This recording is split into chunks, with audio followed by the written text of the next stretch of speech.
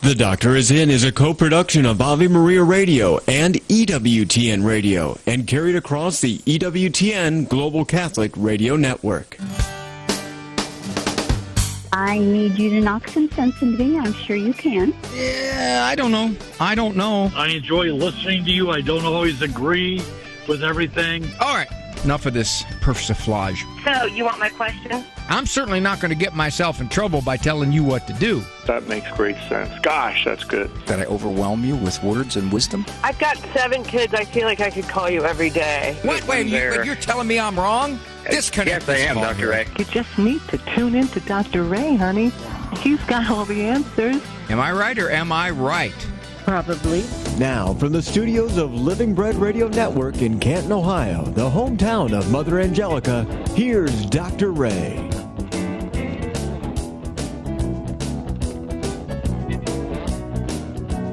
Very nice to have you with me here on The Doctor Is In, one large nationwide, actually international, sensitivity encounter group. Sharing, emoting, expressing, setting up win-win scenarios with iMessages. One big sticker system here on The Doctor Is In. Avoiding all known forms of psychobabble, however.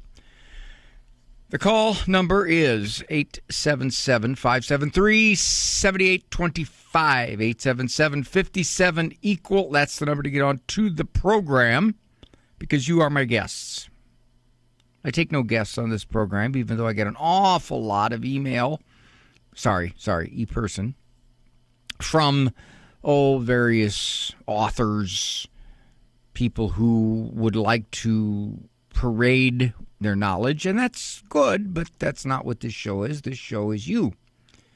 You call in. If you have a question, a situation, a circumstance, a befuddlement, a frustration, or none of the above, just an actual comment on life, something within your life. I'm a psychologist. That's what I do professionally.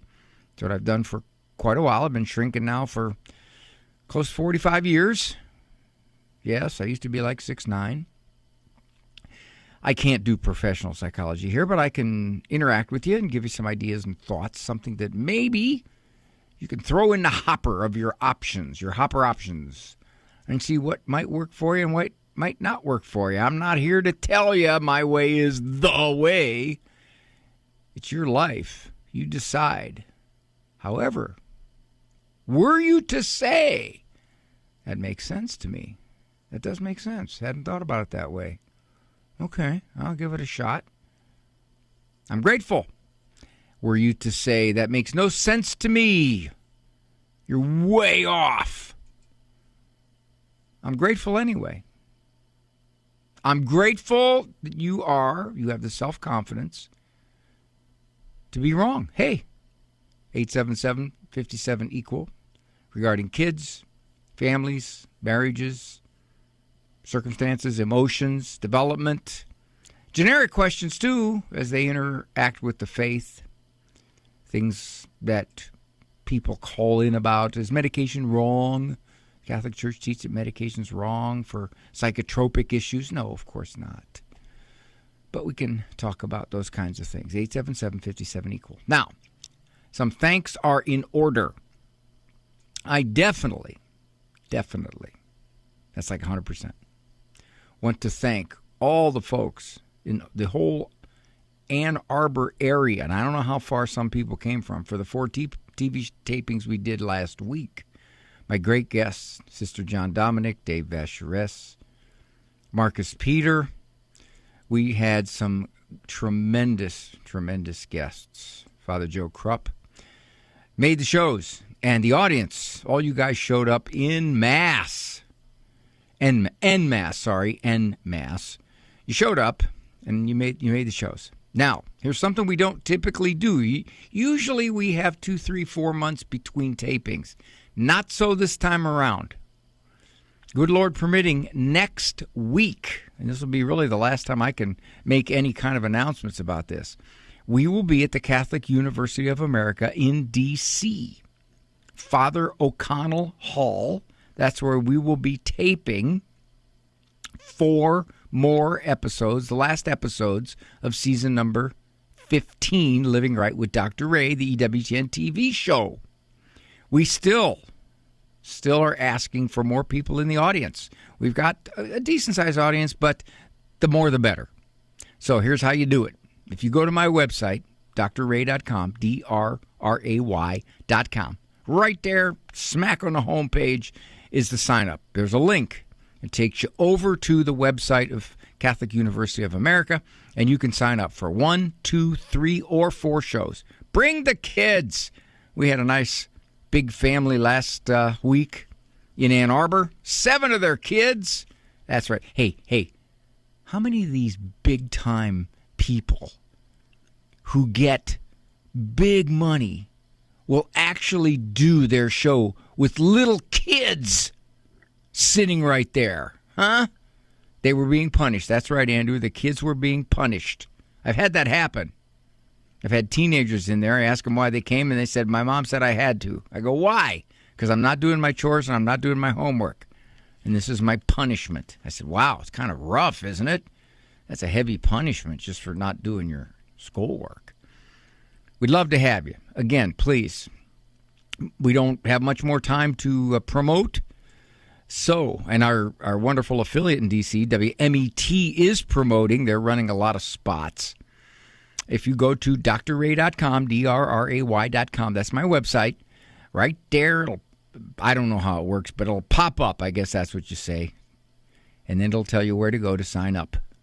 And we need to get those numbers up a little bit, because right now, a little bit quiet.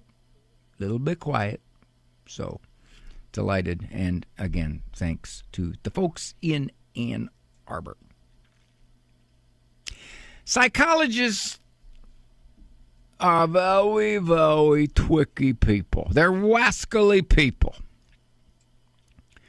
When I was serving as an intern in grad school, I had to help my profs set up certain psychology experiments. We usually use sophomores. Sometimes we use rats.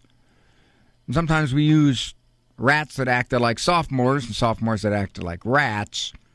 But typically, what we promoted as the aim of our study was not the aim of our study. It was something else. We were studying something else. I know. Was that lying? One of the more fascinating studies I've come across, these twicky researchers, they put a scar, and I think the interviewees were all women. They put a scar on a woman's face through makeup. It wasn't a real scar. They put it on her face. And then they said, we want to see if there is some kind of bias, some kind of discrimination because of a scar on your face. They set them up for interviews, and I don't remember all the details. The interviews were either for an actual job interview or something. I don't know all the details of it. Not important. And it was a very realistic-looking scar. And their goal, of course, again, was to study the effect of a scar on your face on your job prospects.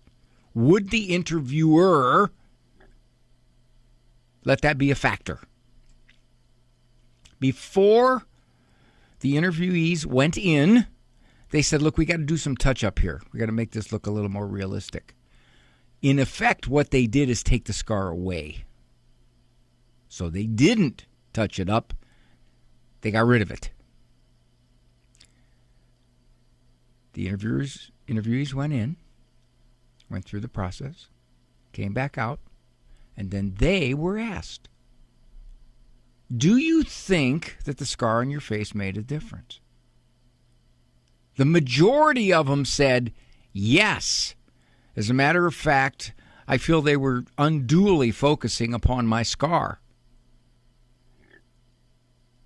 Do you think the fact that you may not get the job is related to the fact that you have that particular facial aberration?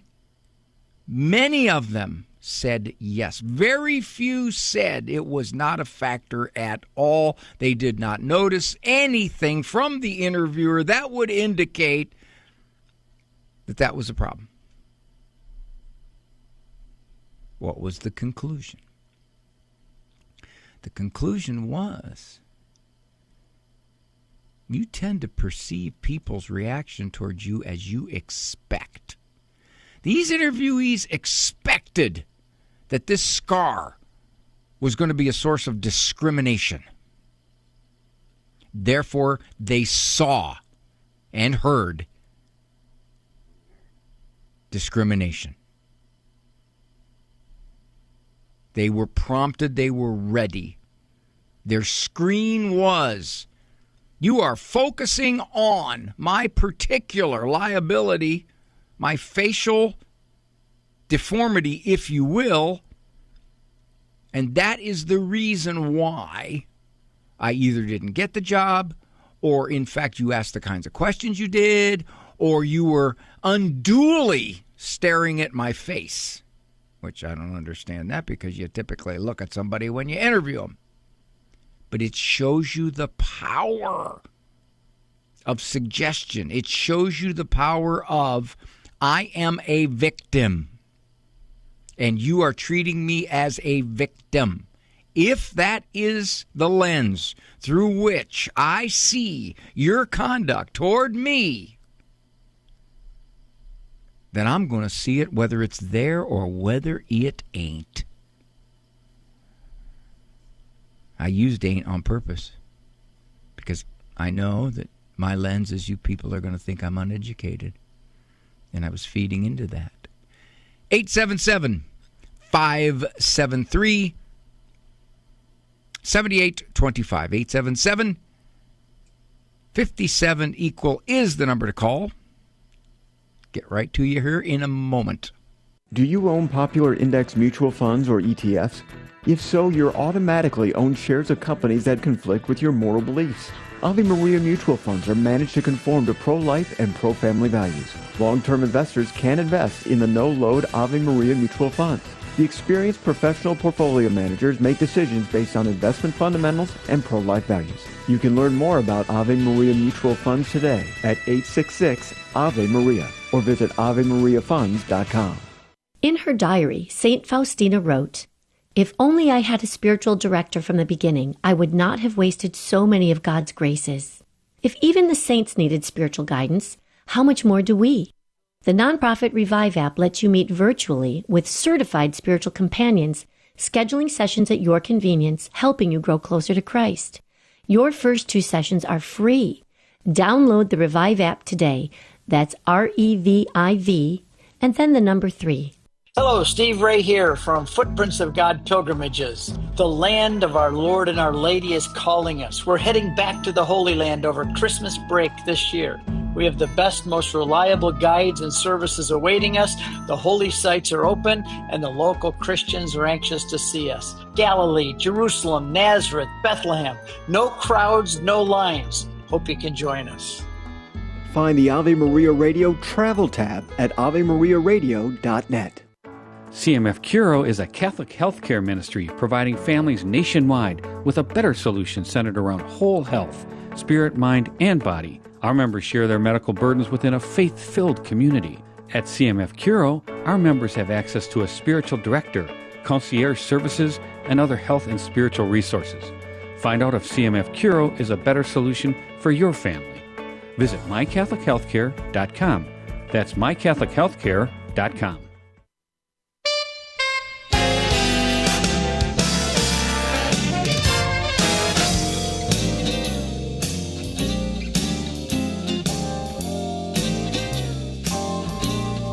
Because I am a man, I can hold the television remote control in my hand while I watch TV. If it has been misplaced, I will miss a whole show looking for it. Though once I was able to survive by holding on to my smartphone.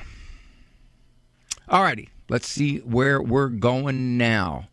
Well, we just lost Pamela already. Pamela, did you get nervous? Did you just simply say, I was coming straight to you next. I thought about coming to you next, Pamela. Paul from Pennsylvania. Hi, Paul. Hi, Dr. Ray. Good afternoon. You got a kid going all the way to college in the Philippines?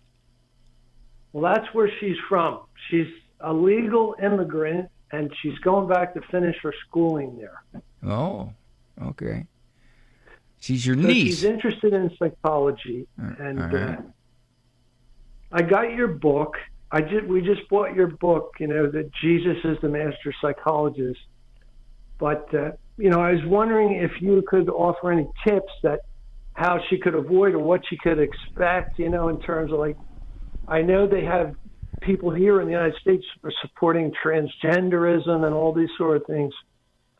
So, what's your lay of the land? What do you think she's going to encounter? I am clueless. Not in general about life, but in general about what the universities and colleges offer in the way of psychological education in the Philippines. In the U.S., if they parallel the U.S. at all, Paul, yes, it's not unusual that much of what they promote as good psychology directly clashes with people of religious values. Directly.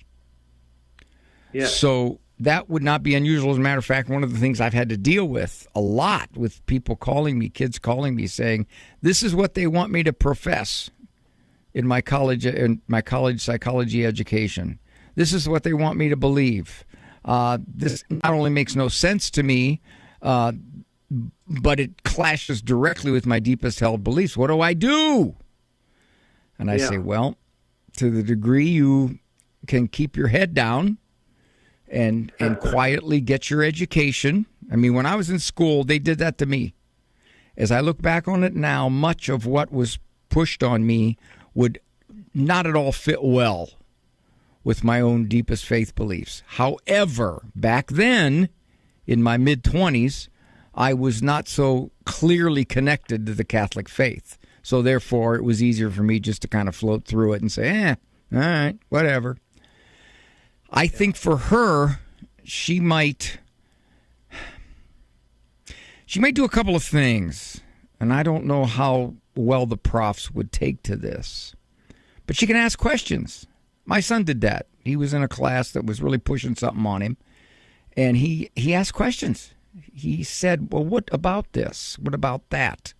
How does this relate to this? You ask questions, and you can show a sign of befuddlement. I don't get this. Why are you saying this when it seems like this makes more sense, or it seems like this, even the research is backing up very much the Catholic Church's beliefs. Very much so. Father Robert Spitzer has written a book about that called The Moral Wisdom of the Catholic Church. Tell her to get it.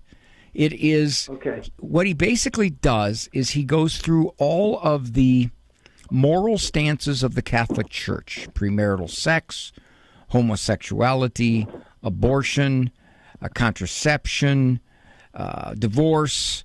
He goes through them all. And he says, what research is there commenting, concluding on these issues? And what he finds is that the research is much, much more supportive of the Catholic Church's view of things regarding personal well-being, social adjustment, etc., than is the cultural attitude toward it. So that's a good book. It's called The Moral Wisdom of the Catholic Church. If she's going through college, she's going to run into, I think, no question, she's going to run into people in the college, in her classrooms, that are going to say, well, man, you're out of touch. You're just flat out of touch. So she's going to have to be judicious in when she speaks up and how she speaks up. If she runs into an open-minded prof that will respect what she has to say about some of these issues, she's okay. But if she sizes up the class and she sees that if she opens her mouth, she's going to get slammed on the head, then she has to be a lot more careful. Yes, she's a very smart little girl. She's an awesome kid. And I told her that she has to be an independent thinker. And, and this is very helpful. I will get her that book. And it's great that I can refer to you because I wanted her to listen to your program also because, I listen to it. And this will be a good opportunity for her to tune in for that on your, the recorded ones. She'll like that book, Jesus the Master Psychologist, because what I do is I take 18 of our Lord's prescriptions for living, and then I talk about them and why they make so much sense psychologically speaking. He's 2 millennia ahead of psychology, and one of the points I make, Paul, is that whether they agree or not, psychology is coming around to a lot of what Jesus said, and there are places where psychology and Jesus clash directly, and who has the research on their side. So if Jesus is God, he's got to be right. Absolutely. All right, my friend. Hey, thanks for the call. Thanks very much, Dr. Ray. Take care. All right, buddy. I'll talk to you. Bye. Let's see. Mary said, if you ever miss the Dr. Ray program, you can listen. You can listen to the recording on the Ave Maria radio app. That's true. And you can go to the radio archives. Andrew Kruchek, my producer man, he puts them up within a day or two right on to the archives. So you go to the date that you missed and you can hear it. And that's what I frequently do on ePerson Monday when people are not listening on ePerson Monday to their particular missive. They can go there and catch it. Let's go to Laura from Cincinnati, Sacred Heart. Hi, Laura. Hi, Dr. Ray. How are you? Nothing gaining on me. So I had a question. I've been reading a lot about hypermobility spectrum disorders. The most common is Ehlers-Danlos, but there's a lot of other ones. One runs in my family, and it affects the autonomic nervous system. I didn't know if you've heard about that and how chronic anxiety and scrupulosity can kind of be a part of that. And I know our family suffers with that. And also, Laura, is this a physical disorder? Yeah, oh yeah, hypermobility. It's like when your joints hyperextend, and I see. Okay. Yeah, that's the most prominent, but it affects the gastro and it affects all systems. It's a wide syndrome. Very loose, lax. Okay. All right, I got you. And they're saying that anxiety exacerbates it. No, they're saying that it leads to chronic anxiety and scrupulosity is what they're finding. Well, I can understand leading to chronic anxiety because anything that captures your attention and your focus and your rumination can raise your anxiety levels. Anything like that. So that makes total sense. How is it that they say scrupulosity follows? I'm not sure about that, but it has to do with the autonomic nervous system. So it's stuff that we can't control. It's just automatic. In other words, a kind of a low-level neurological firing, a preoccupation with some of this stuff? Exactly. Yeah, so if you go to stand up quickly, they tell you to pump your legs so the blood starts going because the autonomic nervous system doesn't fire fast enough sometimes, so you could get lightheaded. So all that's it's a lot. The one place I feel somewhat competent on addressing this is the anxiety part.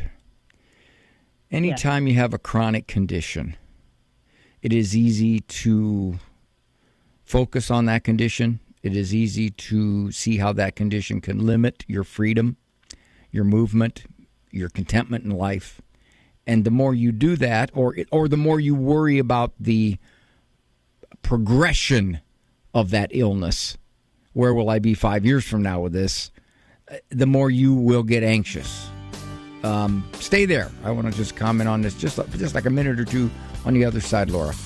877-573-7825. 877-57-EQUAL. That's the number to call to get onto the program. Would want to hear from you. Very much welcome your calls. And I know if you're reluctant, you can stay anonymous. And then you could make up the state. You can even make up the problem.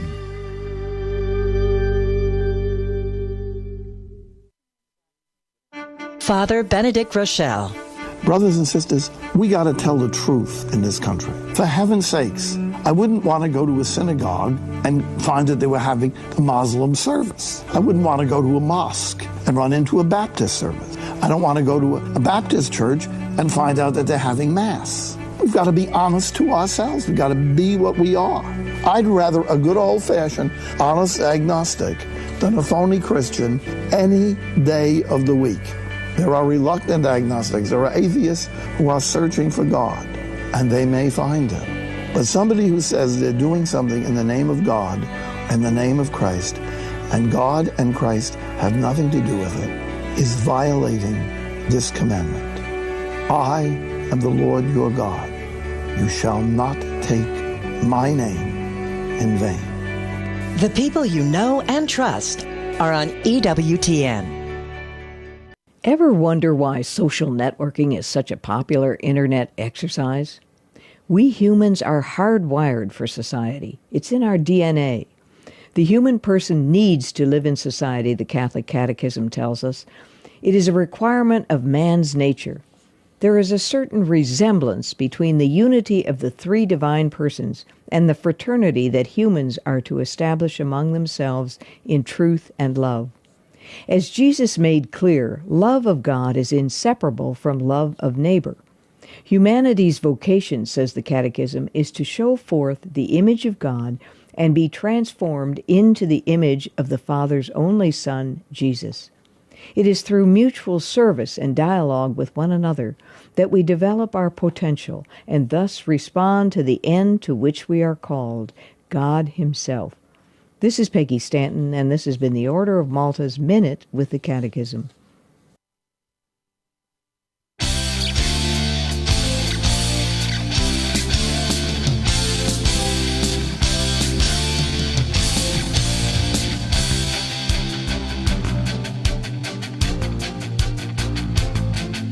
You can call to chat if you're a woman, to jaw if you're a guy, to emote if you're female, to debate if you're male, to share if you're a lady, to argue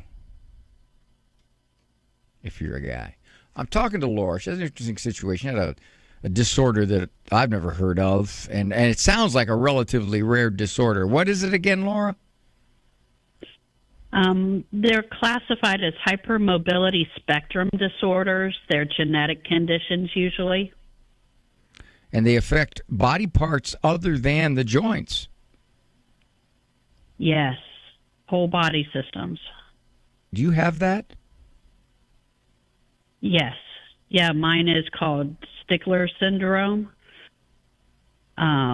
But there's Ehlers-Danlos is the most popular one. There's Marfan syndrome, osteogenesis imperfecta, brittle bones. Yikes. Yeah. Did you discover this when you were a child? No, I discovered this when my son was born. He was diagnosed with two of them. One runs in the family, and one was a spontaneous genetic mutation. And your son is how old now? He is 17, and I wanted to ask you about the monologue, the victim mindset. I completely agree with you that, that affects you greatly, your mindset, but when you're legitimately, kind of victimized, I know disabled people are often bullied or ignored. How do you deal with that when you're very sane and you recognize what's going on? Because I know I feel like my son struggles with that. Well, you answered your own question here, Laura. You said when you recognize what's going on. In other words, if it goes on, then you digest it and deal with it. You don't look for it if it's not going on. If I meet your son and I talk to your son and I enjoy your son and I interact with him, I don't think I'm going to show anything that would indicate I think less of him because he has a disability. If, on the other hand, he looks at me and says, I know what that guy was thinking. He was trying to be nice, but he really wasn't nice. He couldn't wait to get away from me. Just some of the questions he asked. That's what your son's got to watch. When he has no evidence that people are doing that, you don't attribute it to him. There's the difference. And I think it's safe to say that it's not a 100% response from other people. There's probably a whole bunch of people, probably the majority, that would look at your son as a 17-year-old young man. That's it. And whatever it is that manifests his disorder, and he thinks is not only obvious to everybody, but persuades them to look at him differently, he's got to be careful. You can tell him that. You tell him this. So, don't do to other people what you think they're doing to you. You think they're attributing... But that's not... Go ahead, honey. Go ahead. I'm sorry. That's not how it manifests. He doesn't actually ever say anyone's treating him poorly. Okay. I see it more in his confidence level. Like his confidence as he's aged has gone down. And he doesn't, like reach out as much or... Well, they're related here, Laura. If he doesn't reach out as much, what's he saying? Well, they're going to view me differently. Right? Yeah. Ask your son. If they didn't do that, would you feel as socially insecure as you do? Because you're worried that people are going to react to you a certain way, so therefore you avoid them. And you're avoiding more and more people, son. Is it possible that you're avoiding a lot of really good friendships? A lot of good connections? Now, part of it, I would wonder, Laura, is if as he gets older and he starts thinking to himself, well, what about a girlfriend? What about getting married? What about a job? What about education? He's no longer a child. So he's not 12 thinking, my next thing is what I'm going to play on the computer. No, he's heading into life now with all its complications. But I think the thing you really got to stress to him is, son, there are people who are going to love you for who you are no matter what. If you run up against anybody that you think might think less of you because you're particularly handicapped, then those probably aren't people you're going to have much contact with or want to have contact with. Now, I don't think that reasoning is going to make any difference to him. He's going to have to experience that himself. But maybe if he wants to go talk to a counselor could help him realize that what he's doing is going to dramatically limit his ability to go out there and have kind of a wider social existence. Yeah. So the bottom line here, kind of the get out of your comfort zone sort of yes, thing, right? Absolutely. Because the bottom line is, even though he says nobody really reacts to me any differently because of this, he believes they're thinking it, or he believes they could. In other words, I might run up against somebody who would do that. And I would say to him, son, whose problem is that? Whose problem is that? If they're going to do that on the basis of something about you that's certainly not your responsibility, then what does that say about them? You're giving them way too much power, son. Way, way too much power. Yeah, but then comes the scrupulosity. Well, I don't know how that's related, Laura. That one, I don't know. I can't. I don't know what. Yeah, I don't know what the neurological speculation is there. I can see the anxiety part of it because you worry. That's what your son's doing. He's getting anxious because now he's thinking college, girlfriend, friends, sports. So he's thinking all the adult type stuff, and now he's getting anxious. So I can understand that part of it. Laura, thank you. Thank you for a very, very nice call. You bless your son, dear.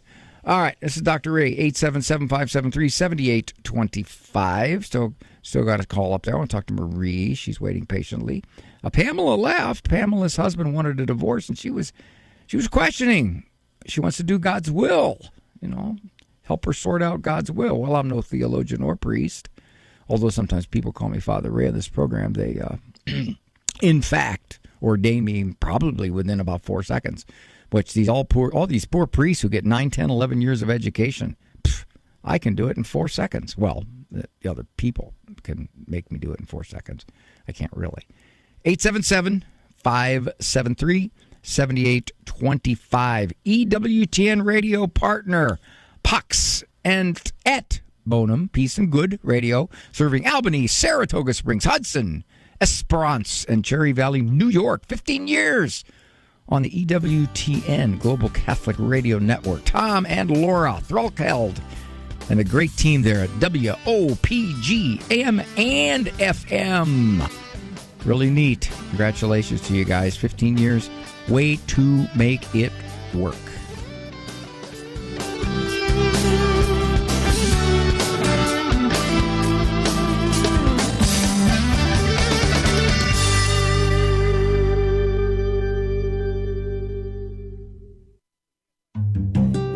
He is honored by the Church as a saint with the title of the Angelic Doctor. Matthew Bunson and the Doctors of the Church. St. Thomas Aquinas wrote a basic textbook for young theology students that became the Church's most famous guide to the faith, the Summa Theologica. It helped him earn the title Doctor of the Church. He died in 1274. For more about the Doctors of the Church, visit doctorsofthechurch.com. Christ is the Answer with Father John Riccardo. John 6, verses 48 to 58. Jesus says, I am the bread of life. Your fathers ate the manna in the wilderness, and they died. This is the bread, meaning me. This is the bread which comes down from heaven, that a man may eat of it and never die. I am the living bread which came down from heaven. If anyone eats of this bread, he will live forever. And the bread which I shall give for the life of the world is my flesh. At which the Jews disputed among themselves, saying, how can this man give us his flesh to eat? They're scandalized by this. How is it that we're not?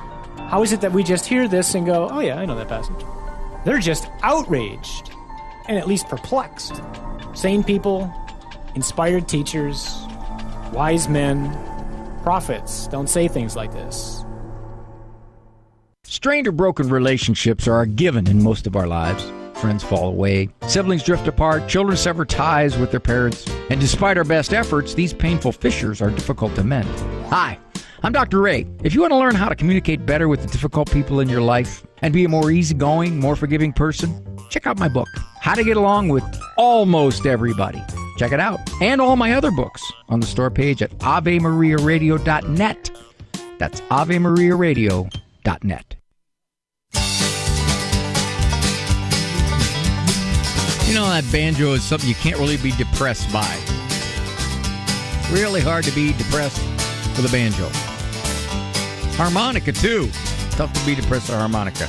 You can be depressed with a violin, sometimes with a harp, but not a banjo. This is Dr. Ray. Thank you for joining me here. Let's go to Marie from Rochester, New York. Hi, Marie. Hi, Dr. Ray. You want me to save you some money? Is that what this is all about? I wish it was that easy. It's not. Our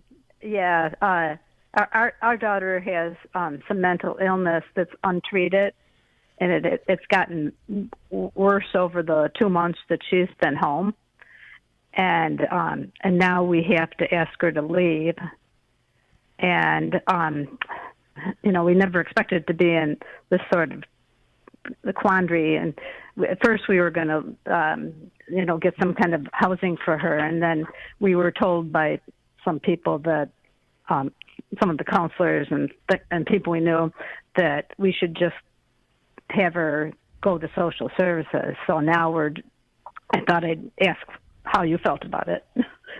What kind of mental illness are you talking about? Well, it wasn't diagnosed, but we're suspecting a manic depressive, because she'll sleep like a lot during the day, and then she's had some rage at the family, my other daughter that's here, and my husband and I. And And one time she threatened to commit suicide, and I called the police. So this is all happening over 2 months here. Where was she before she came back home? She was in Arizona for a couple of years, and then she was up in Rochester for a few years before that. She had a 9-year relationship that fell apart in Arizona. And So she blamed it on that, but she functioned reasonably well this past several years? not really. She's not able to hang on to a job, but better than she's definitely here. I mean, she did have work, at least part-time, and she's gotten worse, I think.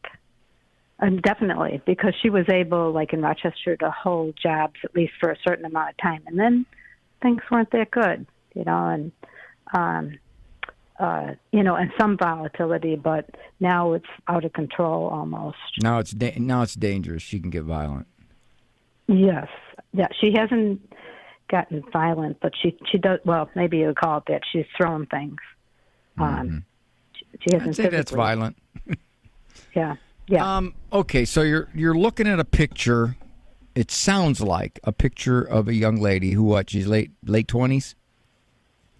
No, we're talking 32. 32. And so she drifted, she bounced, she made a lot of bad decisions, emotionally kind of didn't get herself stable for the past decade after she left your house, and it's always been kind of sketchy on to how she managed life. So she came home. I'm going to give her some support, and you found that as she was at home, she was getting nastier, harder to live with, less likely to look for a job, I assume. Yes, yeah, and we were partly we said, just go to the psychiatrist, get some mental help, and then you can look for a job after you get better, because we didn't really think she would be able to handle a job. But okay. So you're she does thinking a little odd jobs, but you're thinking, do we put her into an apartment someplace and give her a monthly allowance to live on, or do we explore what state options are available, correct? Right. I think our family is kind of leaning toward the state option, because I don't know how far that would extend, that we would be supporting her for 10 years. I don't know. That's a legitimate concern. The state options are much tougher for those people who have disorders of mental health than they would be of people with developmental disabilities or intellectual handicaps. There are many more options and homes and programs for what they used to call MRDD. When my daughter had a number of significant mental health issues in her late teens, and we really had to struggle to find a group home for her. We had to get the proper diagnosis, all of that. So as a result, if you're going to do that, you're going to have to look and see what the options are for you. Start calling around. Start seeing where we can talk. Who can we talk to? Yeah, they told us that she would have to appear in front of them and say she's homeless, and then they would put her up in a hotel until they could find housing. Who's they, Marie? The county social services. Okay, all right. Yeah, and it was a lady. I talked to the assessment lady. That's probably a good direction. You sit down and you say, "This is our situation. She's not getting mental health help. She's refusing. She's getting really tough to live with at home. We're starting to fear a little bit for our own safety." We had to say that with my daughter. We had to say, "Well, yeah, we're a little bit fearing for our own safety in that sense." Right. So we found group homes for her. We did. As she was an adult, we had several, of which she sabotaged. But at that point, we found them, but you're going to have to do some searching. You're going to have to do some searching, and I would wonder how cooperative your daughter is going to be Yeah, we don't know. We're going to serve her with papers and give her a month to leave. But she may I just don't decide, know. I'm going to go live on my own. I don't want to go to one of those group homes. I don't want to go to a facility. I'm not going there. That's not going to happen. They'll constrict my freedom, and I'm going to go do what I want, and I'm going to go find where I'm going to live, and who knows how she'd react. We don't know. It's really hard. I don't know where God is in all this. This is really tough.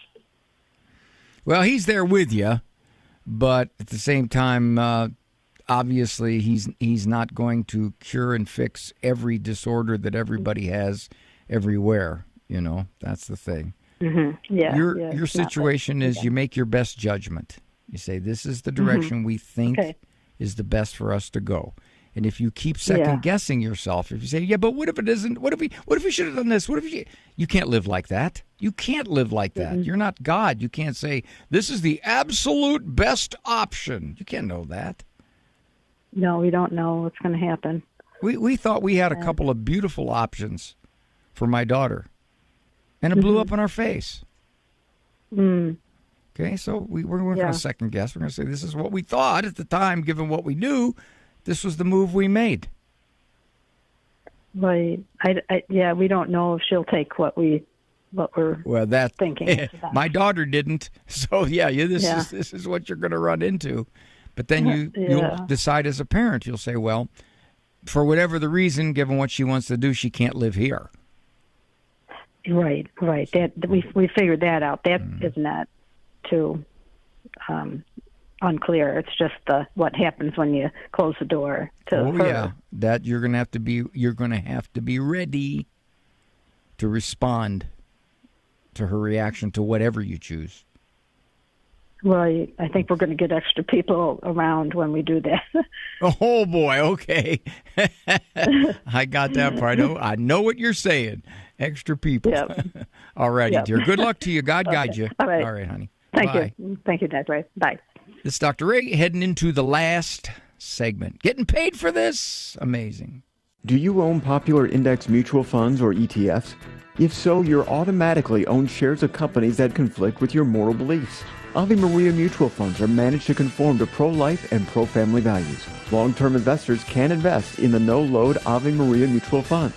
The experienced professional portfolio managers make decisions based on investment fundamentals and pro-life values. You can learn more about Ave Maria mutual funds today at 866-AVE-MARIA or visit AveMariaFunds.com. This program is brought to you by the following nonprofit underwriter.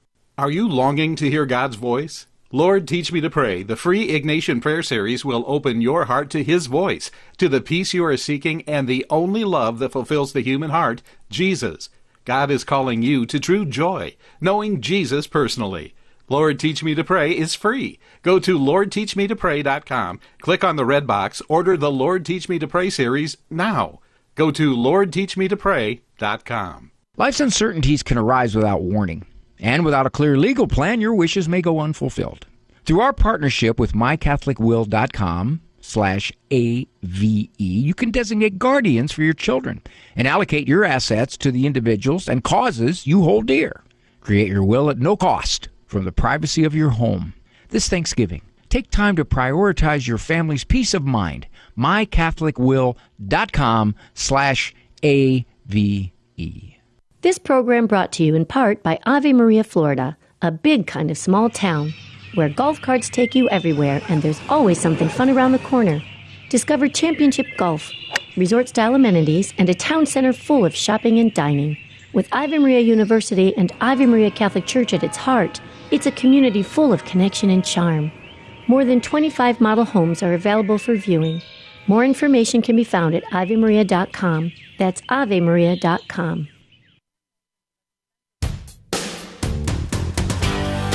Got to say, saints are the heroes of the Catholic faith, examples for all Catholics, showing us how to lead a more satisfying, more spiritual life with our Lord Jesus Christ. So, you want to see the comprehensive documentation of the saints who serve as the theologians and doctors of the church? Go to EWTN.com. Click Catholicism. That's right. Find out about the saints. They got some really great stuff.